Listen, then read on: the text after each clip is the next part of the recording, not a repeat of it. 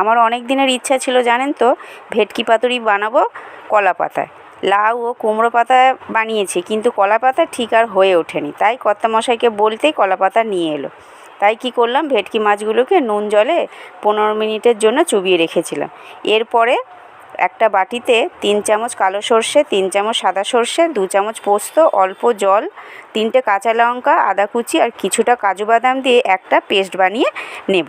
তারপরে 15 মিনিট মাছগুলোকে নুন জলে চুবিয়ে রাখার পর তারপরে মাছগুলোকে তুলে নিয়ে গোলমরিচের গুঁড়ো, আদা রসুনের পেস্ট, লেবুর রস দিয়ে মাখিয়ে আরও 15 মিনিটের জন্য রেখে দেবো।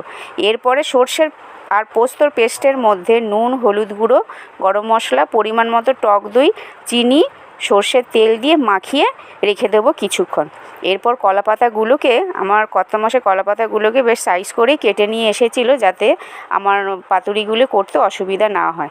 এরপর কলা পাতাগুলিকে চাটুর মধ্যে ভালো করে সেঁকে নেব, যাতে বাঁধার সময় না ফেটে যায়। এরপর মাছগুলিকে সর্ষের ব্যাটারে চুবিয়ে নিয়ে কলা পাতার মধ্যে নিয়ে ওপরে একটা করে কাঁচা লঙ্কা আর অল্প সর্ষের তেল দিয়ে ভালো করে মুড়িয়ে সুতো দিয়ে বেঁধে নেব।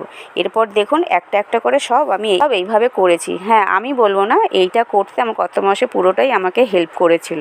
তারপরে গরম জলের কড়াইতে একটা ঝাঁঝরি থালা বসিয়ে দিয়ে সব কটাকে এইভাবে দিয়ে দেব। দেখুন সব কটা দিয়ে দিয়েছি। তারপরে এই পিঠটা যখন হয়ে যাবে তখন ওপর পিঠটাও আমি এইভাবে উল্টে দেব। তারপরে একটা কলা পাতায় অল্প ভাত ও ভেটকি পাতুরি নিয়ে আমি খেয়ে নিলাম। জানেন তো, আমার বর, ছেলে মেয়ে বলে কি না, মা এই ভেটকি পাতুরি একদম অনুষ্ঠান বাড়ির মতো হয়েছে। আচ্ছা বলুন তো, এটা একটু বেশি বাড়াবাড়ি হয়ে গেল না?